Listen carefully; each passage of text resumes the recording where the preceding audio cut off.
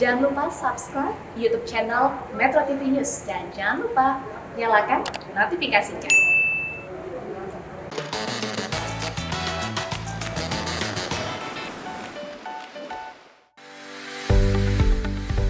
Halo kawan Susi, sudah hari Rabu, saatnya kita cek ombak. Kawan Susi, sudah 1 tahun lebih pandemi COVID-19 melanda Indonesia dan masih menjadi masalah yang belum terselesaikan sampai saat ini. Di episode kali ini, Susi Pujiastuti akan mendengar kisah perjuangan Dr. Erlina Burhan yang menjadi garda edukasi masyarakat tentang virus corona. Lalu, Susi Pujiastuti juga akan mengulik cara pengelolaan limbah medis bersama Ketua Subbidang Limbah Medis Satgas COVID-19 dan Dirjen PSLB 3 Kementerian Lingkungan Hidup dan Kehutanan. Nah ini nih yang menarik kawan Susi, bisnis ikan cupang yang cuan banget di masa pandemi. Kenapa ya ikan cupang bisa happening? Mau tahu jawabannya? Yuk kita saksikan bersama-sama.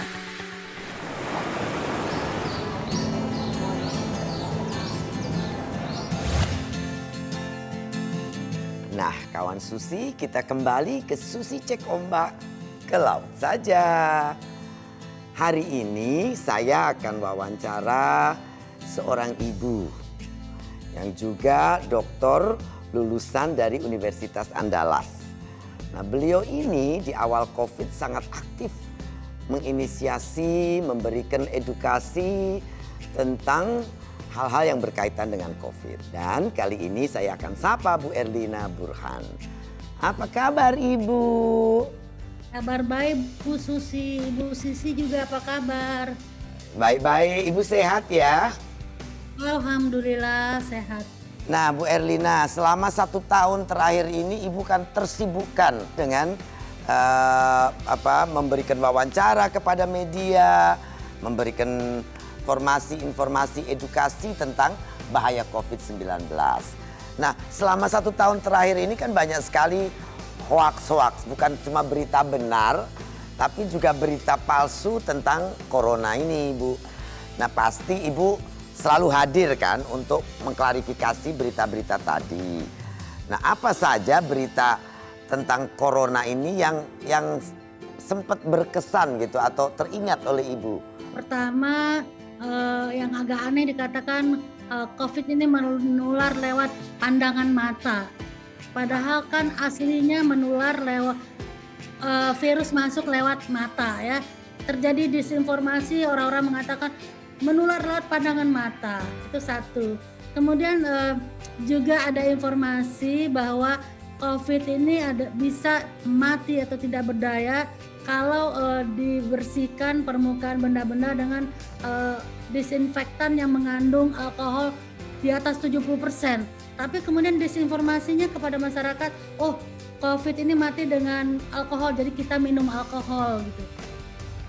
Tapi kalau dilihat berita hoax ini di awal-awal ya Bu ya, enggak sekarang sudah sekarang orang mengerti ini bahaya, semua berpikir bagaimana kita menghentikan penularan kan Bu sekarang. Betul sekali. Nah anyway, vaksinasi ini kan sudah berlangsung. Berita beberapa yang terakhir ini ada yang terinfeksi corona setelah divaksin. Jadi orang berpikir itu vaksin berbahaya. Nah bagaimana dari situ Ibu memberikan edukasi atau penerangan apa supaya cerita ini tidak menjadikan orang takut vaksin? Jadi saya ingin menyampaikan bahwa vaksin ini tidak berbahaya. Justru tujuannya melindungi. Ya, secara umum kan vaksin ini mengurangkan insiden serta menurunkan insiden penyakit, kemudian juga memberikan kekebalan dan secara keseluruhan memperbaiki kesehatan masyarakat. Dan terutama untuk vaksin COVID kan untuk mencapai herd immunity. Ya, nah jadi vaksin ini yang sekarang beredar di Indonesia isinya adalah virus yang dimatikan. So tidak mungkin virus yang dimatikan ini kalau dimasukkan disuntikan ke tubuh manusia itu akan menimbulkan penyakit karena virusnya udah mati. Itu satu hal yang mesti diingat. Nah, Mengapa ada kejadian 2 hari setelah divaksin seseorang kemudian ternyata terkonfirmasi positif.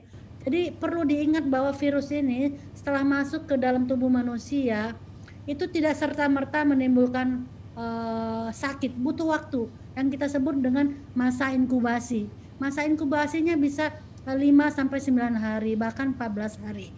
Ya, oleh sebab itu kalau ada seseorang setelah divaksin 2 hari kemudian ternyata terkonfirmasi, maka logikanya adalah bisa jadi orang tersebut sudah terpapar atau terinfeksi Belum divaksin. tapi Ya, belum ya. ada gejala atau dalam masa inkubasi. Nah, Ya, setelah masa inkubasinya selesai, timbul gejala diperiksa positif. Dikatakan dari beberapa vaksin butuh 10 hari, ada yang mengatakan 12 hari, baru terbentuk tapi belum optimal. Baru ada inisiasi development of antibody. Jadi antibodinya mulai terbentuk. Ya. Dan itulah sebabnya butuh injeksi yang kedua untuk membuat antibodi itu jumlahnya optimal. Dan itu pun baru optimal setelah 28 hari suntikan yang kedua. Sakit itu bukan karena vaksin tapi masa inkubasi, sudah terpapar sebelum divaksin. Tapi kalau katakanlah sebulan setelah divaksin atau 2 bulan setelah divaksin kemudian terinfeksi dan positif, bisa saja terjadi walaupun kemungkinannya kecil. Nah, kawan Susi, tadi kita mendengarkan penjelasan dari Bu Erlina Burhan bahwa orang sakit setelah divaksin itu karena tertular oleh virus yang dibawa oleh vaksin, itu adalah tidak benar. Bahwa kejadian ada Bupati Sleman yang sakit 2 hari setelah divaksin, itu mungkin karena beliau telah terpapar sebelum vaksinasi. Jadi bagaimanapun juga diterangkan oleh Bu Erlina, orang yang divaksin akan lebih baik daripada yang tidak punya vaksin. Karena kalau tertular pun badan sudah punya antibodi.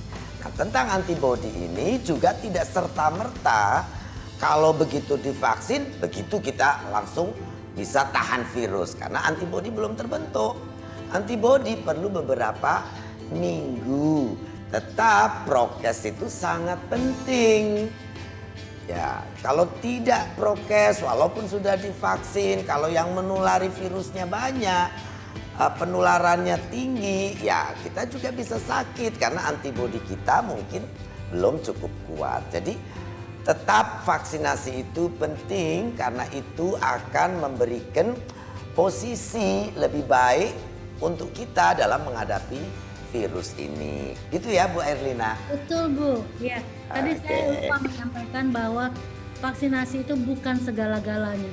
Hanya salah satu cara pencegahan. Betul, Bu Susi mengatakan bahwa harus dikombinasi dengan protokol kesehatan, pakai masker, jaga jarak, cuci tangan, hindari kerumunan, batasi mobilisasi dan lain sebagainya. Makasih Bu Susi. Oke, terima kasih Bu Erlina. Saya betul-betul senang pagi ini lihat laut. Di sini di ruangan tapi lihat laut di depan sebagai background Ibu. Terima kasih Bu Erlina, selamat pagi. Pagi Bu Susi, terima kasih. Nah, kawan Susi sudah jelas ya, jangan termakan berita hoax. Vaksinasi perlu, prokes tetap harus dijalankan. Pakai masker, jaga jarak, hindari kerumunan, selalu membersihkan diri sehabis maupun sebelum kegiatan yang kita lakukan. Tetapi Susi cek ombak, ke laut saja. Memang limbah medis ini adalah salah satu komponen dari yang kita sebut sebagai limbah bahan beracun dan berbahaya. Yang pasien dan yang merawat sama-sama membuat sampah. Betul.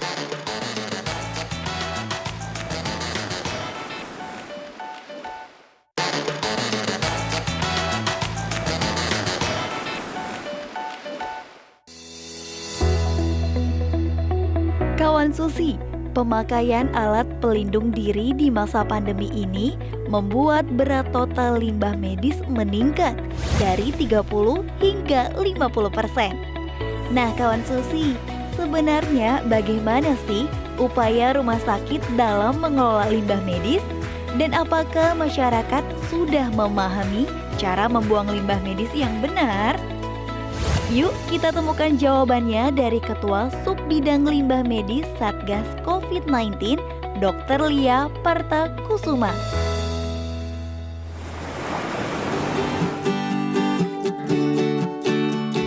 Nah, kawan Susi, kita kembali ke Susi Cek Ombak ke laut saja.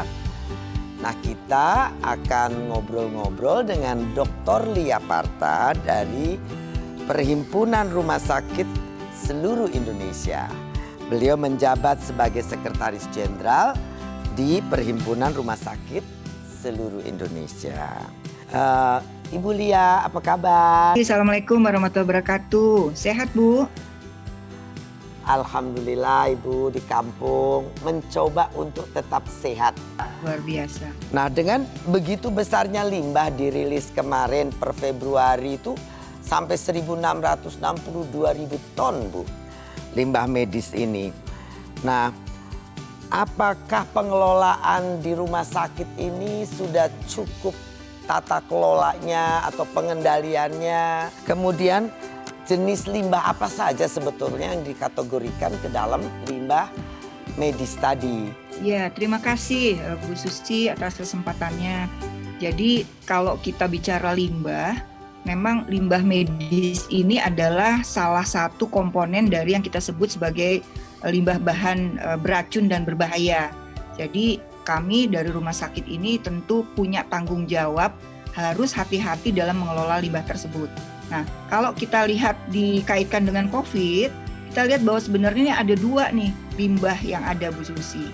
Satu adalah limbah medis yang dihasilkan oleh fasilitas kesehatan, ya di rumah sakit, apakah itu di puskesmas atau ada di klinik-klinik dan praktek-praktek dokter. Satu lagi ada lagi sekarang kita kenal dengan limbah masyarakat. Jadi misalnya ada orang-orang yang terkonfirmasi positif COVID tapi harus isolasi mandiri.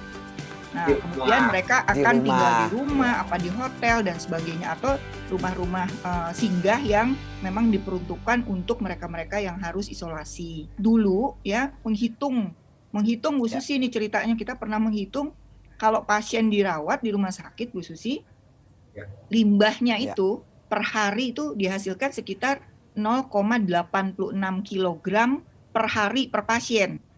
Nah, itu sebelum COVID. Limbah medis ya, yang dihasilkan. Limbah medis tadi. Nah, kalau dia ternyata COVID, hitungannya menjadi 1,7 kilogram per hari per pasien. Jadi artinya jadi dua kali lipat. Hampir dua kali lipat. Jadi, karena apa? Dari mana saja kan kalau merawat pasien COVID itu harus pakai sarung tangan, harus pakai baju APD, harus memakai masker.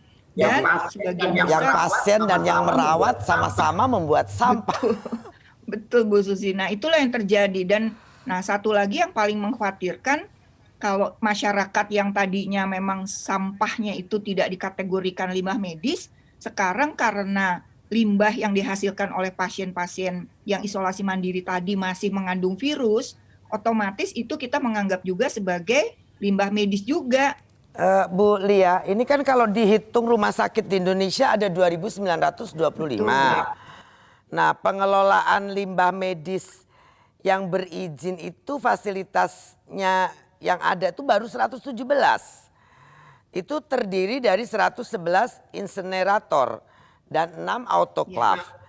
Nah, kalau dilihat perbandingan insinerator dan autoclave-nya berbanding rumah sakit kan jauh sekali, Bu. Ya. Kemudian juga pengelolaan yang tidak punya insinerator dan autoclave-nya ini juga jadi pertanyaan besar untuk kita-kita nih, Bu. Nah, mungkin Bu Lia bisa memberikan penjelasan. Ya, jadi kalau kita cerita tentang limbah medis yang di fasilitas kesehatan, ada 2.925 rumah sakit, masih ada lagi Bu Susi, puskesmas 9.000. Ada klinik dan sebagainya, itu banyak. Kita kan rumah sakit atau fasilitas kesehatan itu bisa membuang limbah itu dalam dua cara. Kalau rumah sakitnya punya incinerator atau punya autoclave, kita bisa mengolahnya sendiri. Jadi setelah kita kelola internal, kemudian kita kasih desinfektan, kita masukkan ke plastik kuning, kemudian kita bakar di incinerator kita sendiri. Tapi dengan catatan incinerator itu harus berizin. Autoclave juga harus berizin. Iya, jadi incinerator yang berizin itu kan cuma sedikit, cuma 117 dan itu pun 111 itu pun juga semua belum tentu berfungsi. masih ada beberapa yang melaporkan ternyata rusak dan misalnya nggak ada SDM dan sebagainya. Nah, jadi untuk rumah sakit yang tidak punya pengelola sendiri ini, yang nggak punya incinerator, maka terpaksa kita harus kerjasama sama pihak ketiga. Nah, pihak ketiganya itu ada dua. Satu transporter yang ngambilin limbah yang dari rumah sakit tadi membawanya ke tempat pengolah. Satu lagi pengolahnya. Kami dari rumah sakit yang tidak punya incinerator itu repot sekali, apalagi kalau ada yang di luar Jawa. Kita harus memikirkan gimana caranya limbah kita ini harus sampai ke tempat pengolahan berizin.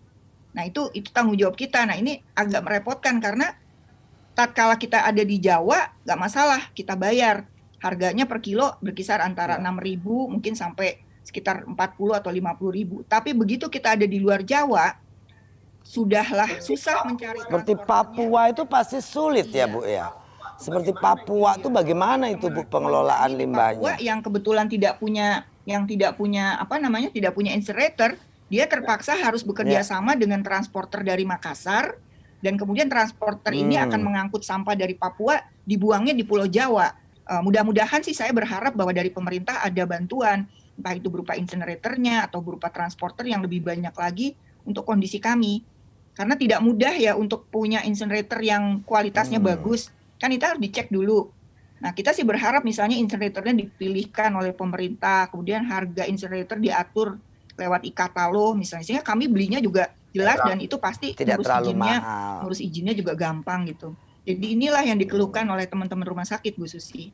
Mudah-mudahan dari wawancara ini nih Bu, yang di pemerintah nanti dari Departemen Kesehatan dan KLHK, mereka berdua juga Kementerian Keuangan, bertiga semua menonton ini dan memikirkan bagaimana menyelesaikan kesulitan-kesulitan yang dihadapi oleh rumah sakit dalam pengelolaan limbah medis tadi. Karena kalau tidak berbahaya untuk kita manusia juga, berbahaya untuk lingkungan dan juga biota-biota, terutama kalau itu terbuang ke laut, biota laut pun bisa terganggu. Bu Lia, Persi ini kan memiliki kampanye bersama LIPI juga dalam mengedukasi masyarakat untuk membuang limbah medis.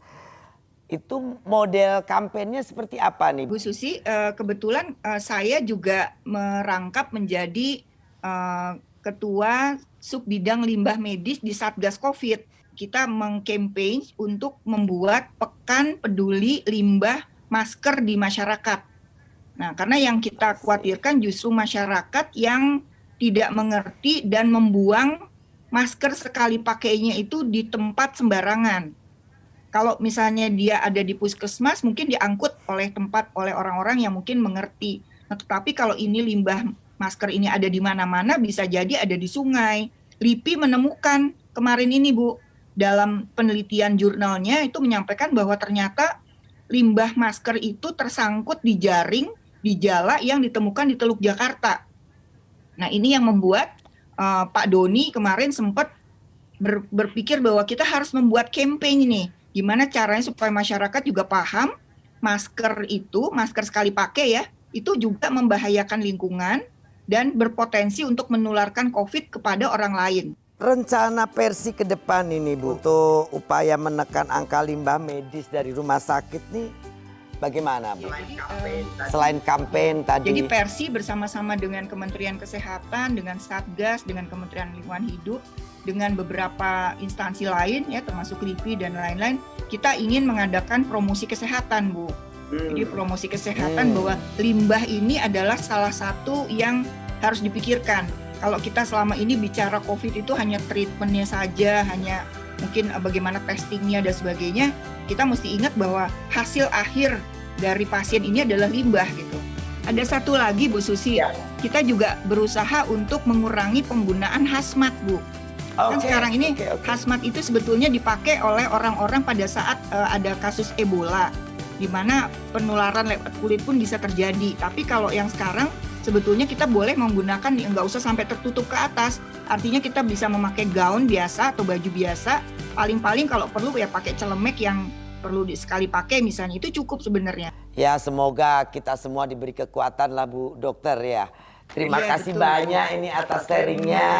Ya, sama-sama semoga Bu Susi, ya. Kawan Susi jadi jelas dan mengerti bahayanya limbah medis. meminta kepada rumah sakit harus dibakar atau dimusnahkan di insinerator. Bukan cuma jangan pakai plastik sekali pakai, kali ini jangan pakai masker sekali pakai.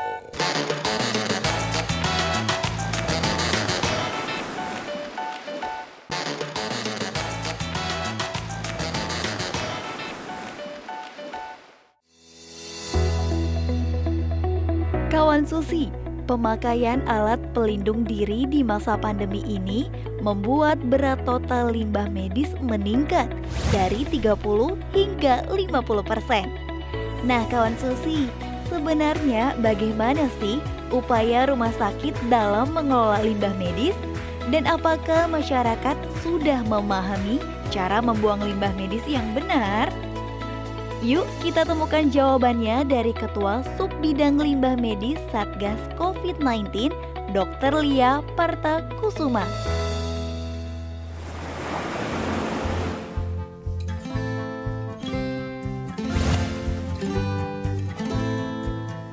Nah, kawan Susi, kita kembali ke Susi Cek Ombak ke laut saja.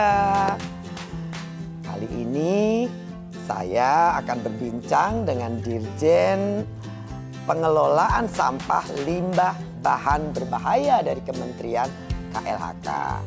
Namanya Ibu Rosa Vivin Ratnawati. Kita tanyakan kepada beliau tentang beberapa persoalan yang juga menjadi concern kita semua. Limbah medis sudah masuk sampai ke laut. Nah, padahal limbah medis kali ini adalah limbah medis dari pandemik yang paling banyak. Nah, untuk itu kita akan berbincang dengan Bu Vivin. Halo Bu Vivin, apa kabar? Kabar baik Bu Susi, sehat-sehat ya. Amin, kita di kampung Bu. Alhamdulillah ya mulai tahun baru ada corona tapi sedikit saja, tidak seserem Jakarta angkanya. Alhamdulillah Bu Susi.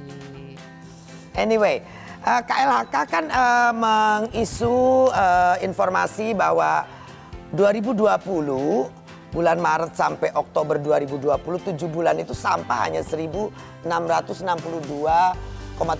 ribu ton Bu. Ya. Kemudian diinformasikan kembali 15 Oktober 2020 sampai 4 Februari 4 bulan periode ini naik menjadi 6.417,95 ribu ton. Ya. Nah, kenaikan yang begini ini bagaimana? Kenapa terjadi dan apa bahayanya sampah medis ini kepada masyarakat? Oke. Mungkin Ibu bisa jelaskan. Baik, Bu Susi akan kami sampaikan bahwa memang jumlah timbulan medis terutama di masa pandemi itu KLHK mendapatkan data dari pemerintah daerah di seluruh Indonesia. Ibu Menteri Siti Nurbaya mengeluarkan surat edaran Bu pada bulan Maret tahun lalu kepada seluruh pemerintah daerah, gubernur, bupati, wali kota untuk bagaimana cara menangani limbah infeksius COVID-19 dan juga bagaimana menangani sampah masker. Dan diminta untuk melaporkan kepada Kementerian LHK. Penderita COVID-19 itu kan juga meningkat ya. Meningkat. Ya. Jadi sebenarnya kalau dihitung dari timbulan limbah medisnya Bu, jadi limbah medis yang awal, itu dengan masa pandemi COVID-19 itu naik 30%. Jadi limbah masker dan sebagainya. Sehingga Pemda yang semula berkonsentrasi pada bagaimana penanganan pasien COVID-19 kemudian harus juga menangani bagaimana mengatasi persoalan-persoalan limbah medis yang dihadapi. Dengan semakin meningkatnya pasien sehingga limbah medis itu juga semakin meningkat. Dengan 88 yang diperkirakan 88 ton per hari ini, Ya. itu bagaimana menyelesaikannya kan Bu? Ya. Kemudian Bappenas katanya meminta KLHK membangun insinerator dalam 5 tahun mendatang. Ya. Nah, persebarannya ini sejauh mana progresnya? Ya. Ya. Jadi begini Bu Susi, hal itu udah kita sadari bahwa kapasitas insinerator di seluruh Indonesia yang berizin itu memang baru sedikit. Kenapa baru sedikit? Karena memang Bu, bukan masalah pengurusan izinnya. Tapi tadi kalau kaitannya dengan Walhi, insinerator yang diizinkan itu adalah insinerator yang betul-betul spesifikasinya memenuhi Peraturan Menteri LHK nomor 56 tahun 2015 Bu tentang pengelolaan limbah B3. Limbah medis itu persoalannya kan masuk limbah B3 Bu, dia limbah infeksius. Betul, berbahaya. Iya, jadi insinerator yang dipasang itu haruslah sesuai spesifikasi dan ada baku mutu emisinya Bu. Jadi nggak sembarangan juga diberikan izin. Supaya tidak diisep bikin kanker kan. Persis gitu kan, Bu. Bu Susi. Nah sekarang dalam masa wabah pandemik ini kami meminta kepada rumah sakit harus dibakar atau dimusnahkan di insinerator. Pertama. Kedua, kalau dia tidak punya insinerator, dia bisa serahkan pada jasa pengelola limbah medis Bu. Nah persoalannya di Indonesia tuh baru ada 20 Bu seluruh Indonesia. Yang banyak di Jawa Bu. Jasa. Iya, jasa pengelola limbah Sedikit medis. sekali Bu, bayangkan pulau besar kita aja lebih dari 100 Bu. Iya betul. Jadi yang tidak ada sama sekali tuh Bu di Papua dan Maluku. Masalah pembangunan insinerator KLHK memang sejak tahun 2019 Bu sudah membangun beberapa insinerator. Kami membangun di Sulawesi Selatan, kemudian membangun juga untuk yang tahun lalu Bu di Aceh, di Sumbar, kemudian ada di Lombok, kemudian ada di Kalsel, dan satu lagi di NTT Bu, di Labuan Bajo. Dan tahun ini akan kami bangun, nah kami targetnya yang di pulau-pulau Bu. Itu ada di Papua Barat, Maluku, kemudian Sumba Bu, Sumba, karena daerah itu memang juga nggak ada. Sumba, kemudian di Babel. Di Peraturan Menteri LHK nomor 56 itu Bu, ada juga diatur bahwa limbah medis itu bisa dikubur. Tapi ada kriterianya Bu, dia bisa dikubur dalam kondisi apa dan cara penguburannya juga ada caranya Bu. Jadi nggak sembarangan dibuka. Kedalamannya dan ya, segalanya. kedalaman harus disemen dan sebagainya. Ini sejauh mana pencapaian kampanye pemilahan sampah medis, pengelolaan sampah medis ini sampai ke unit-unit rumah gitu Bu? Ya, jadi begini Bu Susi, kembali lagi mengacu pada surat edaran Menteri LHK. Memang kami meminta kepada pemerintah daerah di seluruh Indonesia Bu, Gubernur, Bupati, Wali Kota. Pemerintah daerah agar menyediakan semacam drop box. Atau diambilkan Ibu kalau dia OTG atau isolasi mandiri sebetulnya kan ada catatannya di Pemda. Satgas Covid daerah kan pasti nyatet kan Bu, ada di mana, hotel mana dan sebagainya. Betul. Ada beberapa daerah Bu, misalnya di Pemda DKI Jakarta itu saya melihat bahwa kalau ada pasien-pasien yang di rumah itu limbah masker dan sebagainya itu kemudian bisa dikumpul Bu atau disetorkan di Dropbox yang disediakan atau Bu bisa disetor ke puskesmas terdekat. Saya juga mau nyampaikan, masker itu sebetulnya kita lebih prefer yang masker guna ulang Bu. Karena kalau masker yang sekali pakai seperti itu, ini nih ya Bu ya. iya, Jadi pinky lagi warnanya Bu. Iya. Diarahkan masker guna ulang Bu, biar dicuci dan tidak menambah timbulan sampah. Dari semua wilayah ini sampah medis terbesar tuh wilayah mana nih Bu? DKI Jakarta, kemudian Jawa Timur, Kalimantan Kalimantan Timur Bu, Banten dan Sumatera Selatan. Itu yang penghasil limbah medis terbesar yang ada di catatan kami. Bu, sekarang kan ada juga potensi yang dari vaksin Bu.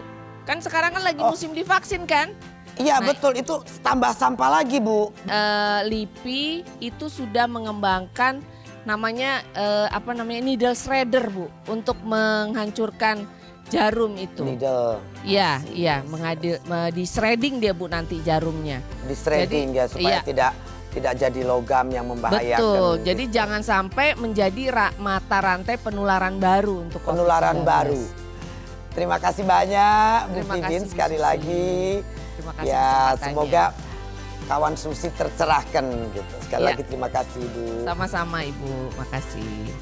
Nah kawan Susi, tadi perbincangan kita dengan Ibu Vivin dari Kementerian KLHK.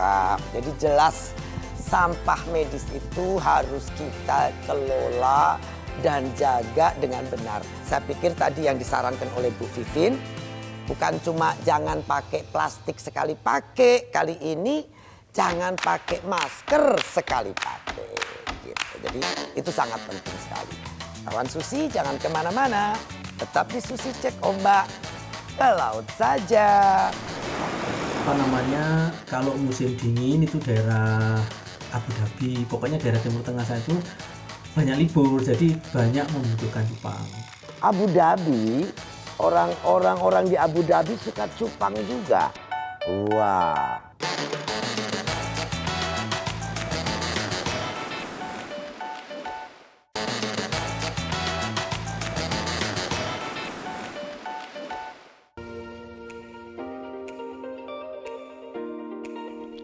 Kawan Susi, ternyata efek pandemi COVID-19 tidak semuanya buruk loh. Ada juga beberapa pihak yang justru malah mendapatkan untung. Seperti sosok yang satu ini, Agus Torik, pembudidaya ikan cupang asal Kabupaten Ngasem, Kediri, Jawa Timur. Agus Torik mulai menekuni budidaya ikan cupang sejak tahun 2005. Ikan cupang hasil budidayanya telah dijual ke beberapa kota, bahkan luar negeri, mulai dari Abu Dhabi hingga Amerika. Wow! Nah, kawan Susi, selama pandemi COVID-19, melihara ikan cupang menjadi hobi baru masyarakat loh. Kira-kira kenapa ikan cupang bisa happening ya? Dan berapa keuntungan yang dihasilkan oleh Agus Torik? Yuk kita cari tahu sama-sama.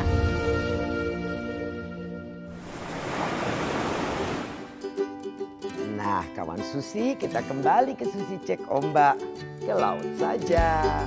Pandemik 1 tahun tuh lama, tidak terasa tapi cepat lewatnya. Pada saat kita tidak bisa kemana-mana, tidak bisa ngerjain yang biasanya kita kerjain, tidak bisa bepergian, akhirnya semua terkonsentrasi tinggal di rumah. Kadang-kadang karena kejenuhan kita mengulik, mencari, mempelajari hal-hal baru. Ternyata beberapa menikmati. Menikmati untuk hobi dan juga menikmati untuk bisnis. Nah, salah satu nih, lihat nih kawan Susi. Saya yang tadinya tidak suka cupang, karena satu hari lihat akuarium di pojok rumah kosong. Iseng-iseng ngevlog, akuarium kosong, gak ada isinya. Kali diisi cupang bagus, netizen kirim ratusan. Yang kedua, belakangan terakhir lihat Pak Erick Thohir. Hobinya di Instagramnya banyak cupangnya. Tapi senang, cucu juga senang sekali. Sekarang ada orang yang justru beruntung karena pandemik mempunyai bisnis baru.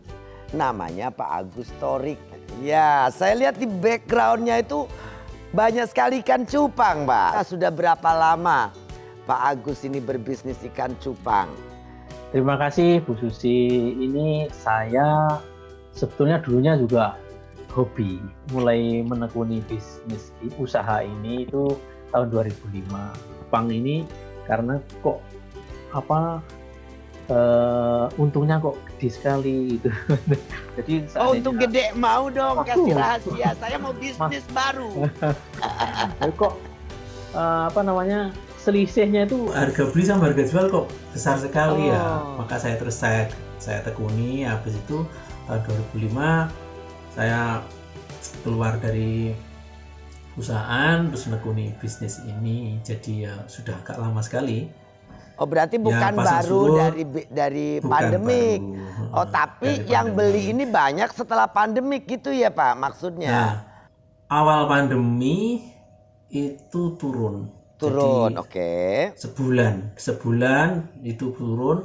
Bulan kedua naik sampai naik bisa ratusan persen naik. Ratusan persen. Itu harganya bisa berapa juta Pak ikan cupang? Yang mahalnya itu berapa? Kalau mahal sih harganya sekarang itu naiknya bisa ada yang 10 juta, 5 juta. Ikan yang cuma 5 gram itu beratnya itu harganya lebih dari sejuta per Udah, gramnya. wah luar biasa. Kawan Susi, wah dengerin baik-baik nih wawancara dengan Pak Torik nih. Bayangkan ikan 1 gram 1 juta sama dengan emas. Lebih mahal dari emas. Emasnya cuma 900.000 sekarang. Yes. Tapi itu tergantung Oh gitu. warna, tergantung foam, Oke. tergantung kualitas. Nah, tetap yang menentukan kualitas. Jadi Pak Agus, kita mau tanya lagi nih yang lain. Bapak kan sudah ekspor juga ke luar negeri. Nah, pasar ekspornya itu di mana dan bagaimana ekspornya? Dan ceritanya bagaimana cupang Bapak sampai dikenal di luar negeri gitu loh. Gini Bu Susi, sebetulnya itu yang real ekspor itu teman saya. Bapak Saya nyuplai yang ikan, yang nyaplai ekspornya. ikannya. Kenapa tidak ekspor Jadi, sendiri, Pak Agus? Ini saya kerjasama sudah lama sekali sama mereka. Jadi apa namanya, kalau musim dingin itu daerah Abu Dhabi, pokoknya daerah Timur Tengah saya itu banyak libur, jadi banyak membutuhkan cupang. Jadi sebelum pandemi itu kita kirim-kirim ke sana. Abu Dhabi, Ya. orang-orang di Abu Dhabi suka cupang juga. Wah. Kalau yang di Amerika itu biasanya kita kan punya reseller banyak, Bu Susi. Jadi teman-teman reseller itu suka kirim-kirim ke Amerika, Jerman, kayak gitu-gitu. Oke. Jadi Bapak kerjasama dengan eksportir gitu ya, Pak Agus. Oke. Pak Agus, ada nggak tips untuk pemula nih? Bagaimana cara memelihara cupang? Airnya harus khusus kah? Kalau kena sakit bagaimana kah? Kemarin ada 1 ekor ikan cupang saya mati yang berumbai-rumbai lagi. Warnanya biru turkis. Nah itu cara mengobati kalau ada yang sakit bagaimana? Ini sesuai pengalaman aja Bu Susi ya. Jadi Ya. kalau soal pelihara ikan itu yang pertama, ikan itu kualitas bagus, indukan bagus, airnya bagus, makanannya bagus, cukup sampai di situ. Itu kalau untuk memelihara ikan. Tapi kalau usaha ikan, saya sarankan untuk para pemula itu, ini setiap daerah ada kontes setiap minggu Bu Susi. Jadi setiap minggu pasti ada kontes daerah mana-mana. Kadang-kadang 1 minggu itu ada yang 2 tempat. Nah, saya sarankan untuk pemula itu lihat kontes dulu. Datang di situ, dengerin aja. Nonton orang kontes. ngobrol-ngobrol sama mereka, didengerin. Jadi kawan 2-3. Susi salah satu cara ikut melihat kontes Ya. gitu. Terus Dengerin orang ngobrol-ngobrol. Iya, dengerin orang ngobrol. gitu. Kuping gitu ya Pak ya. Oke. Habis itu kalau sudah punya modal pengetahuan, pergi ke Ya. farm yang terpercaya. Jadi pergi ke farm terpercaya. Setelah punya pengetahuan, pergi ke farm yang terpercaya. Terpercaya ini apa itu maksudnya Pak? Maksudnya ya sudah sering mengeluarkan ikan yang bagus-bagus kayak gitu-gitu. Kalau di farm itu tidak terlalu mahal. Jadi ke situ beli dulu 10 ekor atau beberapa ekor. Habis itu Beli langsung 10 jualan. ekor. Pasti untung. Pasti untung. Biasanya orang itu walaupun nggak hobi ikan, tapi tetap hobi uang. Oh, karena orang kalau nggak hobi ikan, tapi tetap hobi uang. Jadi belajar jual dulu, nanti jadi hobi ikan gitu ya. Oh, wah triknya Bapak ini luar biasa. Ini bukan hobi, ini mah betul-betul pedagang, kawan Susi. Bapak tadi sudah kasih saran tentang bagaimana pemula, tipsnya apa saja. Nah, sekarang tinggal kasih cara memelihara dari sisi airnya apa, makanannya apa, kalau sakit apa, supaya warnanya bagus bagaimana gitu. pH kita itu normal-normal aja, 7, 8. Ini ikan sangat kuat. Oh, oke. Jadi daripada ikan apapun itu paling kuat.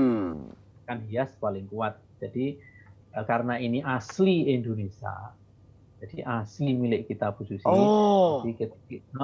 Tapi kita impor dari Thailand, keseringan impor. Jadi seolah-olah ikan ini dari sana, padahal ikannya sebetulnya dari kita. Ikan cupang itu asli Indonesia. Asli Indonesia, terutama yang crown tail. Kalau yang half moon itu memang dari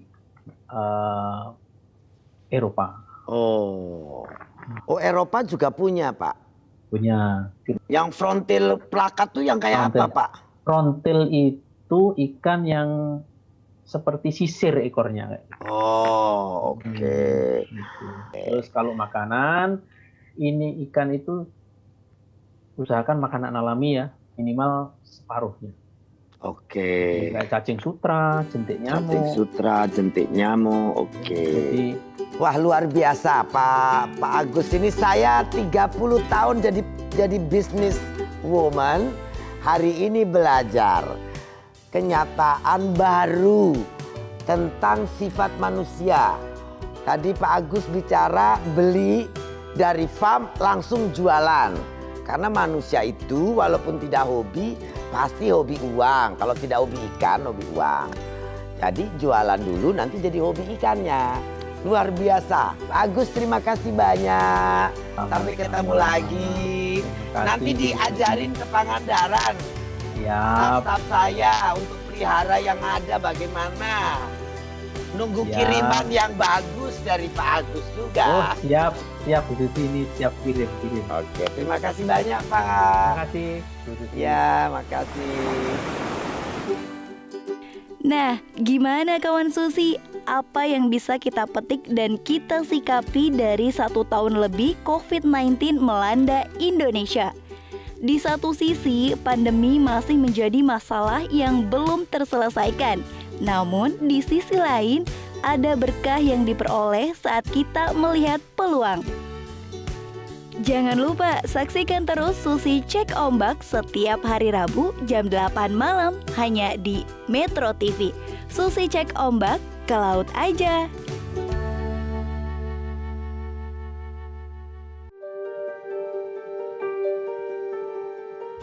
Kawan Susi, 1 tahun telah berselang, virus COVID-19 belum kunjung hilang. Kebutuhan hidup semakin menghimpit. Perilaku manusia berpacu pada 2 prioritas paling berharga. Untuk memperjuangkan ekonomi dan kesehatan jiwa raga, ternyata dampak pandemi bagai buah si malakama. Di sisi lain, mampu menyelaraskan kehidupan alam yang sempat tak seimbang. Namun, juga melahirkan lingkungan dengan sampah plastik yang luput dari perhatian. Hanya yang peka hati, yang peduli, mereka tak lagi buntung melainkan untung.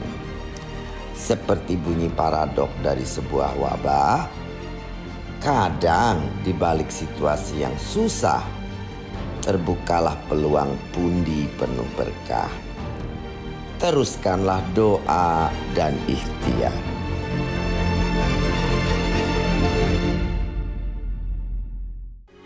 Metro TV